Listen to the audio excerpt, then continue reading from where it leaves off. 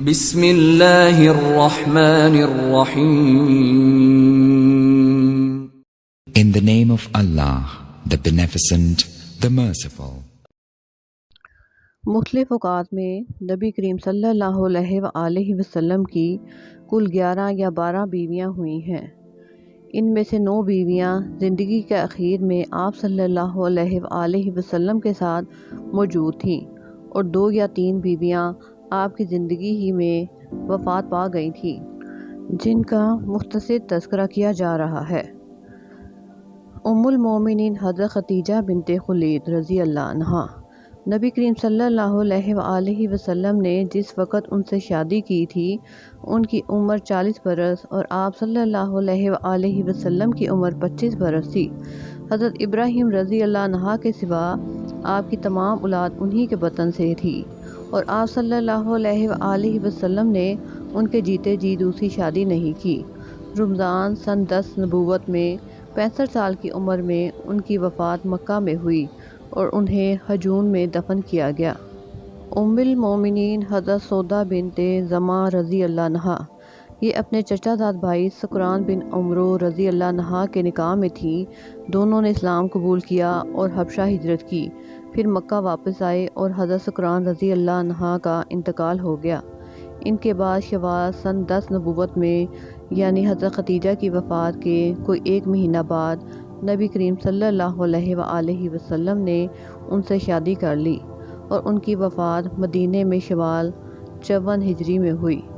ام المومنین حضرت عائشہ صدیقہ بنت صدیق رضی اللہ عنہا، نبی کریم صلی اللہ علیہ وآلہ وسلم نے ان سے سودا رضی اللہ عنہا کے 1 سال بعد شوال سن 11 نبوت میں نکاح کیا۔ اس وقت ان کی عمر 6 سال تھی۔ پھر ہجرت کے 7 مہینے بعد شوال 1 ہجری میں آپ کی رخصتی ہوئی۔ اس وقت ان کی عمر 9 سال تھی۔ آپ صلی اللہ علیہ وآلہ وسلم نے ان کے علاوہ کسی کنواری عورت سے شادی نہیں کی۔ یہ امت کی سب سے زیادہ فقیہ عورت ہیں اور عورتوں پر ان کی فضیلت ایسی ہی ہے جیسے تمام کھانوں پر سرید کھانے کی فضیلت ہے۔ 17 رمضان 57 ہجری کو ان کی وفات ہوئی اور انہیں بقیع میں دفن کیا گیا۔ ام المومنین حضرت حفصہ بنت عمر بن خطاب رضی اللہ عنہا، یہ حضرت حنیس بن حذافہ سہمی رضی اللہ عنہ کے عقد میں تھیں۔ حضرت حنیس رضی اللہ عنہ کو غزوہ بدر میں ایک زخم آیا تھا جو بعد میں پھوٹ پڑا اور اس کی وجہ سے وہ بدر اور احد کے درمیانی عرصہ میں انتقال کر گئیں۔ جب حضرت حفصہ کی عدت گزر گئی تو نبی کریم صلی اللہ علیہ وآلہ وسلم نے شعبان 3 ہجری میں ان سے شادی کر لی۔ انہوں نے بعمر 60 سال مدینہ میں بمطابق شعبان 45 ہجری وفات پائی اور بقیع میں دفن ہوئی۔ ام المومنین حضرت زینب بنت خزیمہ ہلالیہ رضی اللہ عنہا، یہ حضرت عبیدہ بن حارث رضی اللہ عنہ کے نکاح میں تھی جو بدر میں شہید ہو گئے تھے۔ ان کے بعد رمضان 3 ہجری میں رسول اللہ صلی اللہ علیہ وآلہ وسلم نے ان سے شادی کر لی اور کہا جاتا ہے کہ وہ حضرت عبداللہ بن جہش رضی اللہ عنہ کے نکاح میں تھیں۔ وہ جنگ احد میں شہید ہوئے اور رسول اللہ صلی اللہ علیہ وآلہ وسلم نے 4 ہجری میں ان سے شادی کی۔ انہیں جاہلیت میں ام المساکین کہا جاتا تھا کیونکہ وہ مسکینوں کو کھانا کھلاتی تھی۔ آپ صلی اللہ علیہ وآلہ وسلم سے شادی کے 8 مہینے بعد یا تقریباً 3 مہینے بعد ربیع الثانی 4 ہجری میں ان کا انتقال ہو گیا۔ نبی کریم صلی اللہ علیہ وآلہ وسلم نے ان کا نماز جنازہ پڑھایا اور انہیں بقیع میں دفن کیا۔ ام المومنین حضرت ام سلمہ بنت ابو امیہ رضی اللہ عنہا، یہ حضرت ابو سلمہ رضی اللہ عنہ کے عقد میں تھیں اور ان سے ان کی کئی اولادیں تھیں۔ ابو سلمہ رضی اللہ عنہ جمادی الاخر 4 ہجری میں وفات پا گئے۔ پھر رسول اللہ صلی اللہ علیہ وآلہ وسلم نے شوال 4 ہجری میں چند روز باقی تھے کہ ان سے شادی کر لی۔ یہ فقیہ ترین اور عقل مند ترین عورتوں میں سے تھیں۔ 84 سال کی عمر میں 59 ہجری میں اور کہا جاتا ہے کہ 62 ہجری میں وفات پائیں اور بقیع میں دفن ہوئیں۔ ام المومنین حضرت زینب بنت جہش بنت رائب رضی اللہ عنہا، یہ نبی کریم صلی اللہ علیہ وآلہ وسلم کی پھوپھی امیہ بن عبد المطلب کی صاحبزادی تھیں۔ ان کی شادی حضرت زید بن حارثہ رضی اللہ عنہ سے کی گئی، لیکن دونوں میں ہم آہنگی نہ ہو سکی، حتیٰ کہ حضرت زید رضی اللہ عنہ نے طلاق دے دی، چونکہ نبی کریم صلی اللہ علیہ وآلہ وسلم نے ان کو اپنا متبنہ لے پالک بنا رکھا تھا، اس کی وجہ سے انہیں زید بن محمد کہا جاتا تھا۔ اور اہل جاہلیت میں رواج تھا کہ وہ متبنہ بیٹے کی بیوی کو متبنہ بنانے والے باپ پر اسی طرح حرام سمجھتے تھے جیسے حقیقی بیٹے کی بیوی ہو۔ اس لیے جب حضرت زید سے حضرت زینب کی عدت گزر چکی تو اللہ تعالیٰ نے 7 آسمانوں کے اوپر سے نبی صلی اللہ علیہ وآلہ وسلم کے ساتھ ان کی شادی کر دی اور متبنہ بنانے کے عمل کو لغو قرار دیا۔ یہ ذی قعدہ 5 ہجری کا واقعہ ہے، اور کہا جاتا ہے کہ 4 ہجری میں کسی وقت یہ بات پیش آئی۔ حضرت زینب رضی اللہ عنہا بڑی عبادت گزار اور زبردست صدقہ کرنے والی خاتون تھی۔ 53 سال کی عمر میں 20 ہجری میں ان کی وفات ہوئی۔ نبی کریم صلی اللہ علیہ وآلہ وسلم کی وفات کے بعد امہات المومنین میں سب سے پہلے انہیں نے وفات پائی۔ حضرت عمر بن خطاب رضی اللہ عنہ نے نماز جنازہ پڑھائی اور بقیع میں دفن کی گئیں۔ ام المومنین حضرت جویریہ رضی اللہ عنہا بنت الحارث رئیس بنی المستلق، یہ شعبان 6 ہجری میں غزوہ بنو المستلق کے دوران قید کی گئی تھی اور حضرت ثابت بن قیس رضی اللہ عنہ کے حصے میں آئیں۔ انہوں نے طے کیا کہ ایک مخصوص رقم ادا کر کے آزاد ہو جائیں۔ نبی کریم صلی اللہ علیہ وآلہ وسلم نے ان کی طرف سے مقررہ رقم ادا کر کے آزاد کر دیا اور شادی کر لی۔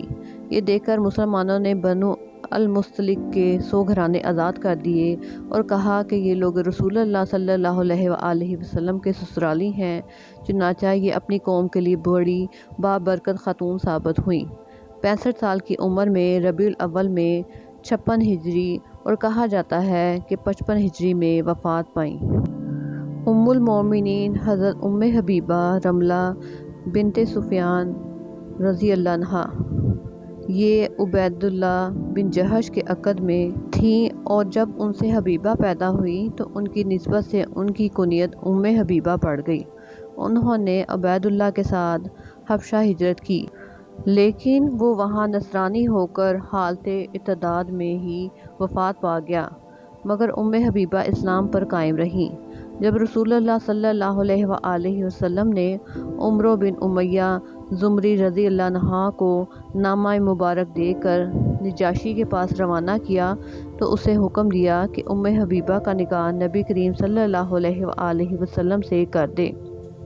چنانچہ نجاشی نے آپ سے ان کا نکاح کر دیا اور اپنے پاس سے 400 دینار بطور مہر دے کر شرجیل بن حسنہ رضی اللہ عنہ کے ساتھ انہیں روانہ کر دیا۔ رسول اللہ صلی اللہ علیہ وآلہ وسلم کی خیبر سے واپسی پر صفر یا ربیع الاول 7 ہجری میں ان کی رخصتی ہوئی۔ 42 یا 44 ہجری میں ان کی وفات ہوئی۔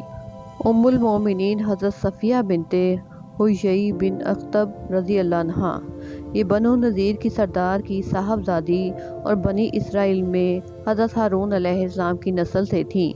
خیبر میں قید ہوئیں۔ رسول اللہ صلی اللہ علیہ وآلہ وسلم نے انہیں اپنے لیے منتخب فرمایا اور ان پر اسلام پیش کیا۔ وہ مسلمان ہو گئیں۔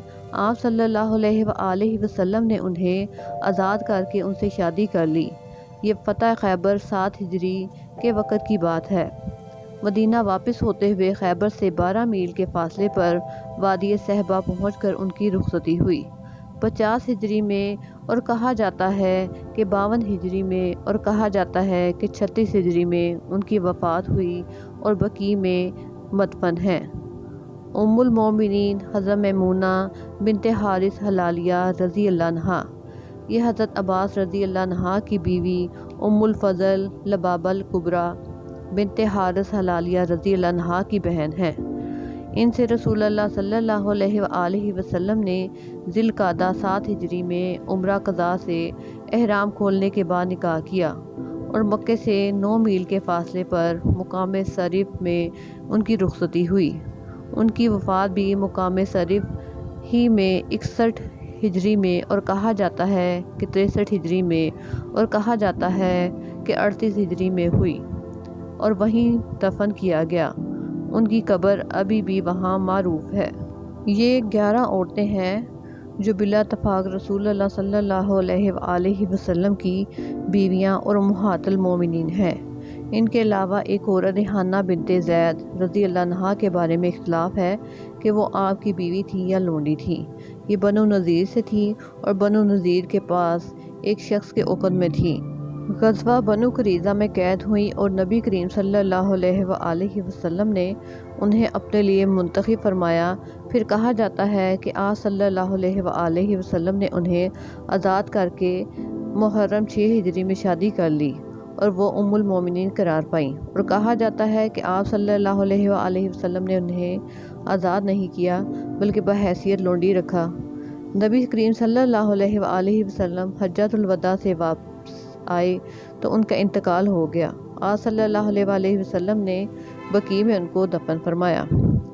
ان عورتوں کے علاوہ آپ کی ایک لونڈی حضرت ماریہ قبطیہ رضی اللہ عنہا تھیں، جنہیں مقوقس سے ان تحائف کے ضمن میں بھیجا تھا جو آپ صلی اللہ علیہ وآلہ وسلم کے خط کے جواب میں روانہ کیے گئے تھے۔ یہ بادشاہوں کی اولاد سے تھیں۔